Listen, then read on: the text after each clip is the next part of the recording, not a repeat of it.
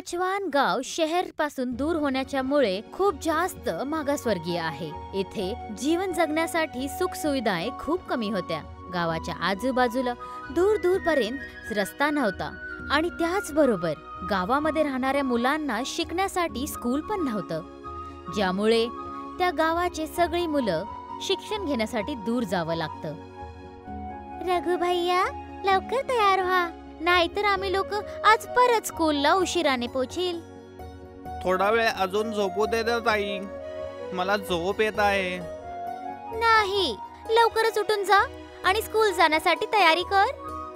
पण ताई, माझे मित्र रवी, श्याम आणि पिंकू सगळे 8 वाजता झोपेतून उठतात आणि तुम्ही मला 5 वाजताच उठवतात ताई। अरे खुळ्या, त्यांचं घर तर स्कूलच्या जवळच आहे, म्हणून ते आरामात झोपून उठतात। पण आपल्याला स्कूल जाण्यासाठी 2 तास लागतात ना, म्हणून आपल्याला लवकर तर उठावंच लागेल ना। ताई, आपल्या गावात पण शाळा असायला पाहिजे होती, तर आपल्याला एवढ्या लांब जावं लागलं नसतं। असं असलं पाहिजे, तसं असलं पाहिजे, सोड आणि लवकरच तयार होऊन जा। रघु जागतो आणि स्कूल जाण्याची तयारी करायला लागतो। काहीच वेळामध्ये तो आपला स्कूल ड्रेस घालून आणि बॅग घेऊन तयार होऊन जातो आणि दोघं भाऊ बहीण नाश्ता करण्यासाठी बसून जातात। हे घ्या, तुम्हा दोघांसाठी गरमागरम आलूचे पराठे तयार आहेत। आई ज्योती आणि रघुला प्लेटीमध्ये आलू पराठे आणि चटणी देते आणि दोघेही खूप आनंदाने खायला लागतात। आई, पराठे तर खूप टेस्टी आहेत।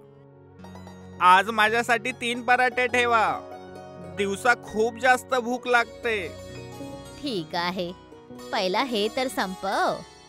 ज्योती आणि रघु नाश्ता करत होते आणि आई त्यांच्यासाठी टिफिन मध्ये पराठे ठेवून देते। नाश्ता केल्यानंतर ते दोघे आपापलं टिफिन आपल्या बॅग मध्ये ठेवून स्कूलसाठी निघून जातात। आजकाल तुमच्या वर्गामध्ये काय चालू आहे दीदी? 26 जानेवारी येत आहे ना, त्याचीच तयारी चालत आहे। अरे वा, आमच्या पण वर्गामध्ये ह्याच गोष्टी चालू आहेत आणि मी तर त्याच्यामध्ये भाग पण घेत आहे। काय? खरंच काय? तू पार्टिसिपेट करत आहेस? हो, काय झालं? कारण मी पण पार्टिसिपेट करत आहे। तू ह्याबद्दल मला पहिला का नाही सांगितलास? तुम्ही विचारलंच नाही पर का? अच्छा, तर सांग, तू काय करत आहेस इथे? ह्यावेळेस मी एक सैनिक झालो आहे, जो परेड करेल आणि सगळ्यांना सलाम करेल। अच्छा, तर असं आहे तर मला एकदा सॅल्यूट करून दाखव। रघु ज्योतीला सॅल्यूट करतो, पण तो सॅल्यूट चांगल्यापैकी नाही करू शकला। बघितलास, तू बरोबर प्रकाराने सॅल्यूट करत नाहीयेस, म्हणून म्हणत होते की पहिला का नाही सांगितलास। हे बघ, सॅल्यूट असं करतात। मग ज्योती स्वतः रघुला सॅल्यूट करून दाखवते। ठीक आहे ताई, आजपासून मी पण असंच करेल। आता रघु परत एकदा चांगल्यापैकी सॅल्यूट करून दाखवतो। हा, हे झाली ना गोष्ट। आजपासून कायम असंच सॅल्यूट करत राहा।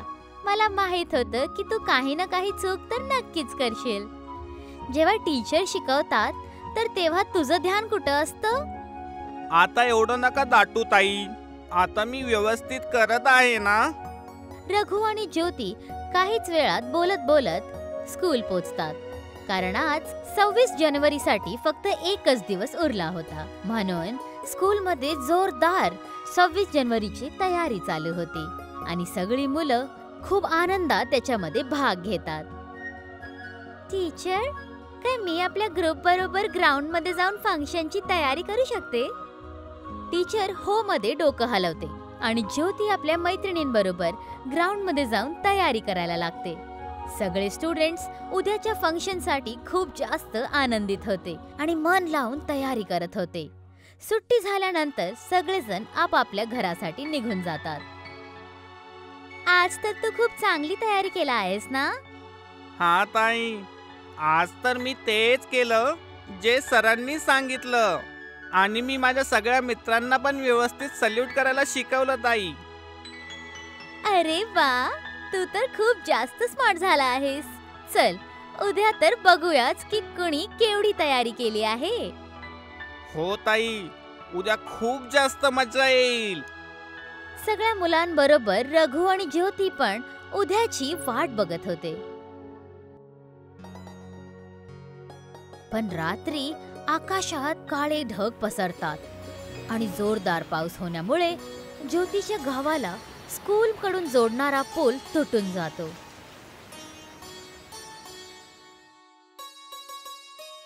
जेव्हा सकाळच्या वेळीस रघु आणि ज्योती स्कूलसाठी जायला हे बघतात तर ते दोघे खूप जास्त दुखी होऊन जातात. हे कसं काय झालं ताई? आता आपण शाळेत कसं जाणार? हे सगळं पावसामुळे झालं आहे. दादा, मी तर फंक्शनची खूप जास्त तयारी केली होती आणि मी तर आपल्या ग्रुपची लीडर पण आहे. जर का मी नाही गेले तर सगळेजण काय म्हणतील?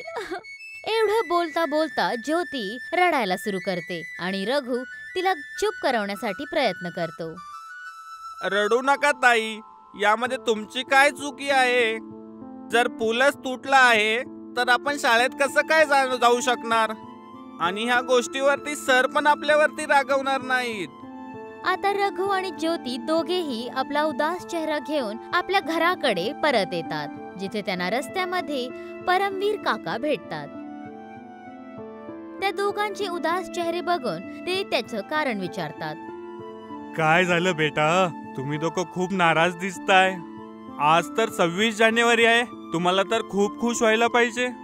काका, आम्ही स्कूल जात होतो पण पूल तुटलेला आहे, ज्यामुळे आज आम्ही स्कूलच्या फंक्शन मध्ये नाही जाऊ शकत. अच्छा, तर ही गोष्ट आहे. हो काका, आणि आम्ही दोघांनी तर शाळेमध्ये होणाऱ्या कार्यक्रमाची तयारी पण केली होती. आम्ही दोघं पण त्यामध्ये भाग घेणार होतो. तर का ना आपण कार्यक्रम घेतला पाहिजे? करमवीर काकांच्या तोंडातून फंक्शनचं गोष्ट ऐकून दोघं एक्साइटेड होऊन त्यांना विचारतात. फंक्शन? पण कसं?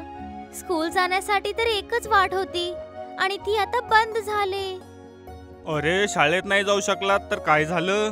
आपण लोक आज गावातच कार्यक्रम घेऊ आणि आपल्या गावातल्या मैदानामध्येच तिरंगा फडकवू. ही तर खूपच चांगली आयडिया आहे. ही आयडिया तुमच्या डोक्यात कसं काय आली? तुम्ही लोक ही गोष्ट विसरताय की मी एक सैनिक आहे. जेव्हा आम्ही बॉर्डरवरती दूर दूर असतो आणि परेडमध्ये सामील नाही होऊ शकत, तेव्हा आम्ही सगळे मिळून आपापल्या कॅम्प जवळच तिरंगा फडकवतो. अच्छा, तुम्ही मागच्या वर्षी पण हेच केलं होतं का? हो. आता जास्त प्रश्न नका विचारू. लवकर दुकानामध्ये जाऊन एक तिरंगा घेऊन या, नाहीतर सगळे विकले जातील. रघु आणि ज्योती दुकानामध्ये जातात आणि दुकानदारकडून तिरंगा मागून घेतात. काका, एक मोठावाला तिरंगा झेंडा द्या ना. हे पहा, हे पाहिजे का तुम्हाला? हो हो, हेच पाहिजे. ठीक आहे, हे घ्या. रघु त्यांना पैसे देतो आणि झेंडा विकत घेऊन दोघे जण करमवीर काकाकडे पोचतात. चला, आता तर आपल्याकडे तिरंगा तर आला. आता पुढची तयारी करावी लागल. करमवीर काका त्या तिरंग्याला एका दांड्यावर बांधून देतात आणि रघु त्याला आपल्या हातामध्ये घेऊन नारे लावायला सुरुवात करतो. 26 जानेवारी गणतंत्र दिवस अमर रहे, अमर रहे. आमचा तिरंगा उंच राहू. चला, आता आपल्याला एक स्टेज तयार करावं लागेल, जिथं तुम्ही दोघं गावातल्या लोकांना तुमचा कार्यक्रम दाखवू शकाल. आपण ह्या फंक्शन गावाच्या मोठ्या मैदानात करूया काय? हो, हे ठीक राहील. असं पण ते मैदान खालीच आहे आणि सगळे लोक तिथे एकत्रित जमा होऊ शकतात. आता रघु, ज्योती आणि करमवीर तिघजण गावाच्या मैदानात पोचतात आणि तिथे साफसफाईचं काम सुरू करतात. तेव्हा तिथे नाथू हलवाई पण पोचतो. हे तुम्ही लोक इथं काय करतायत यार? आज आम्ही इथं एक कार्यक्रम घेतोय, ज्यामध्ये आम्ही सगळ्या गावातील लोकांना बोलवणार आहोत. तुम्ही पण नक्की या. कोणाला विचारून तुम्ही जागा ही निवडली आहे? या जागेवर काहीही करायच्या आधी तुम्हाला गावातील पंचायतीमधून परमिशन घ्यावी लागेल. बिना परमिशनचं तुम्ही इथं काहीही नाही करू शकत.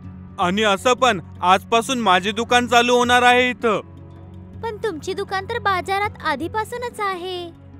तर काय झालं, मी अजून एक दुकान चालू करत आहे ज्याच्यामध्ये अजून माझा धंदा होईल. तर तुम्ही आमच्या कार्यक्रमामध्येच दुकान उघडा. सगळे गावातील लोक कार्यक्रम बघायला येतील आणि तुमच्या दुकानातून मिठाई पण घेऊन जातील. अच्छा, तर तुम्ही लोक सांगताल मला मी काय करावं आणि काय नाही करावं, आणि तुम्ही लोक मला तुमच्या कार्यक्रमामध्ये दुकान टाकायची आयडिया द्याल. अरे वा. माफ करा अंकल, आम्हाला आमचं तसं म्हणणं नव्हतं. आम्ही तर फक्त एवढं म्हणत होतो की का नाही आपण दोघे ह्या मैदानामध्ये एकत्र आपापलं काम करू. तसं पण हा मैदान तर खूप मोठा आहे. कदापिही नाही. मी तर पंचायत मधून परमिशन घेऊन आलोय आणि तुम्ही बिना परमिशनचे. यामुळे तुम्ही इथं काहीही नाही करू शकत. आता चालल्या जा इथून. नथूचं बोलणं ऐकून ज्योती आणि रघु दोघेही खूप दुखी होतात. पण तेव्हा करमवीर काका त्यांना एक सुझाव सुचवतात. आम्ही मैदानाच्या मागच्या बाजूस कार्यक्रम करू शकतो का? तो हिस्सा पण सर्वांचा आहे आणि तिथं तर कोणाच्या परमिशनची पण गरज नाहीये. हो, असंच करूया. ठीक आहे ताई, तुम्ही तोपर्यंत बाकीची तयारी करून घ्या आणि मी सगळ्या गावातील लोकांना बोलवून घेऊन येतो. रघु प्रत्येक घरी जाऊन एक एक करून सगळ्यांना आमंत्रित करतो आणि इथे ज्योती करमवीर काका बरोबर मिळून गवतानेच एक छोटासा मंच तयार करून देते. काहीच वेळानंतर खूप सगळे लोक तिथे येऊन जमा होतात आणि ज्योती आपलं कार्यक्रम सुरू करून देते, जो की सगळ्यांना खूप जास्त आवडतं. अरे वा, ज्योती बाळानं तर खूपच चांगली तयारी केली आहे. सगळेजण ज्योतीची मेहनत पाहून जोरजोरात टाळ्या वाजवतात आणि ही खबर पूर्ण गावामध्ये पसरते की मैदानाच्या मागच्या हिस्स्यामध्ये एक खूप चांगलं कार्यक्रम सुरू आहे, ज्याला बघण्यासाठी जी गाववाली लोक आतापर्यंत नाही आले होते ते तिथे येऊन तो कार्यक्रम बघायला लागले. वा, या मुलांनी तर खूपच चांगल्या प्रकारे या जागेला सजवलं आहे. सगळ्या लोकांना तिथे येताना बघून तो दुकानदार पण तिथे येतो आणि माफी मागताना सगळ्यांना आपल्या दुकानामधली मिठाई खाडवतो. मला माफ करा मुलांनो, मी पैशाच्या लालचीपणामुळे तुम्हाला इथं कार्यक्रम नाही करू दिला. काही हरकत नाही अंकल, या बसून घ्या. तुम्ही खूपच चांगला कार्यक्रम केला. सगळेजण नथू हलवाईच्या बनलेल्या हाताच्या मिठाया खाऊ लागले. आता रघु पण आपलं तयार केलेलं कार्यक्रम सगळ्यांना दाखवतो, ज्याच्यामध्ये करमवीर चाचा त्याची मदत करतात आणि हा कार्यक्रम पण सगळ्यांना खूप जास्त आवडतो आणि सगळेजण खूप धूमधडाक्याने 26 जानेवारी मनवतात.